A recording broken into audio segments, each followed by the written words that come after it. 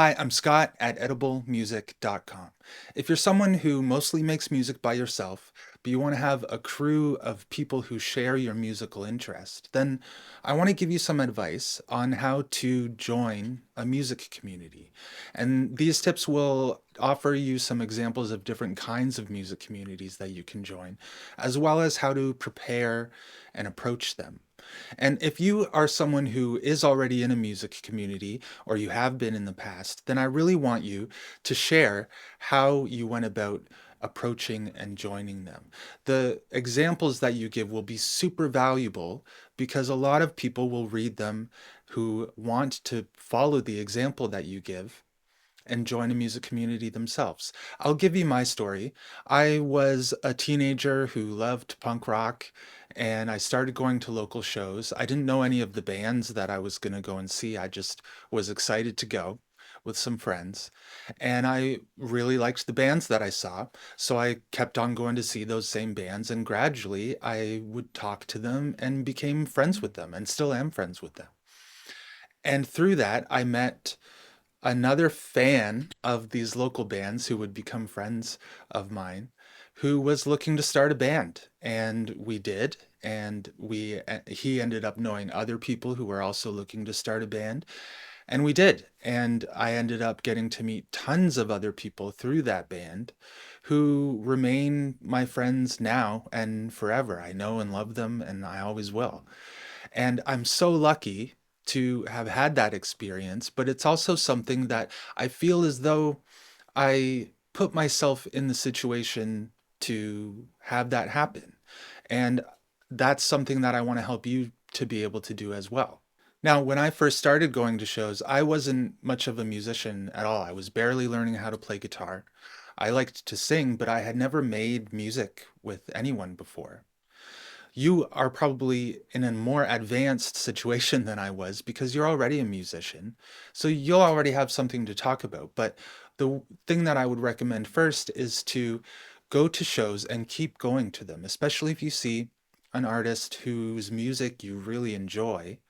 Then you don't necessarily have to say hello to them the first time you go and watch them, but after a few times, you can approach them and introduce yourself and say, "Hey, I really like the music that you're making." And everyone wants to hear that. So they'll be glad to chat with you. And next to that, I would recommend to go to shows that are maybe a little bit outside, that extend beyond the specific genres or styles that you might be working on yourself. One of the best kinds of music communities that you can join and be a help in developing are of artists who make very different kinds of music, but who nevertheless think it's cool that you're all working on different things because then it removes the potential for a kind of a self-centered aspect of everyone working on the exact same kind of thing.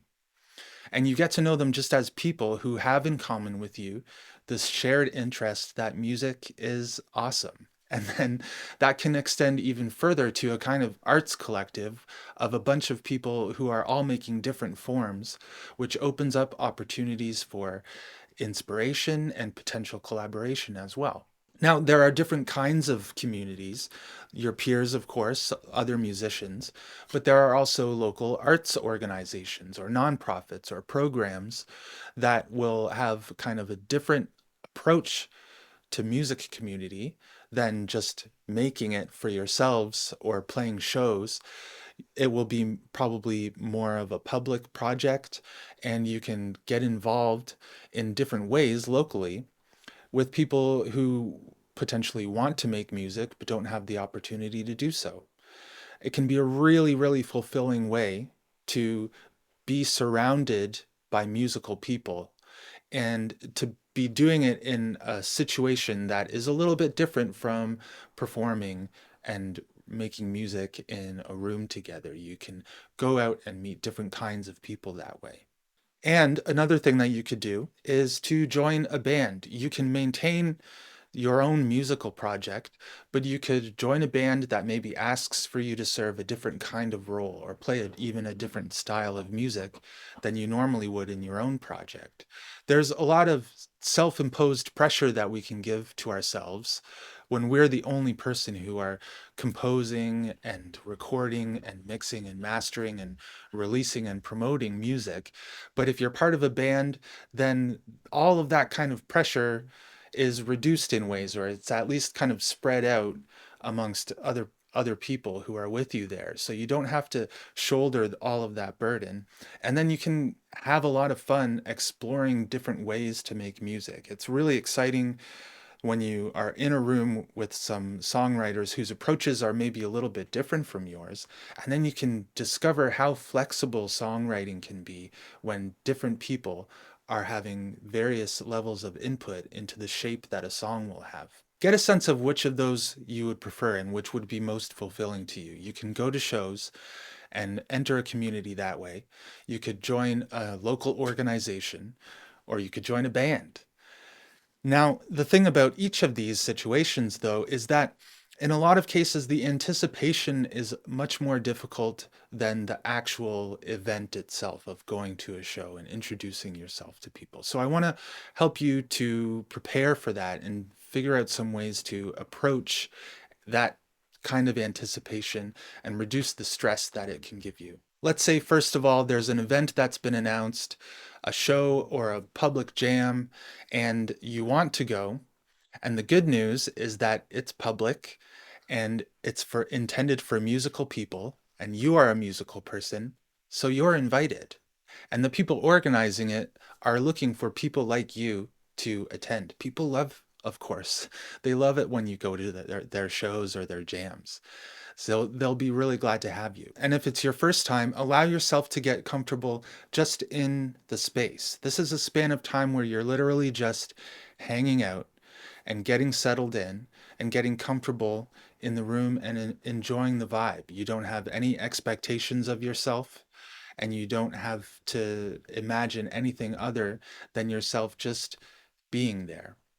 This is a part that the anticipation of events tends to exclude. We're usually super focused in on the stress of introducing ourselves and getting to know someone, but we forget to allow ourselves the space or the time to just chill out and enjoy the vibe. And to prepare yourself, you could decide, I'm going to talk to two people. Or say, if you're a drummer, you can tell yourself, I'm going to talk to the drummer.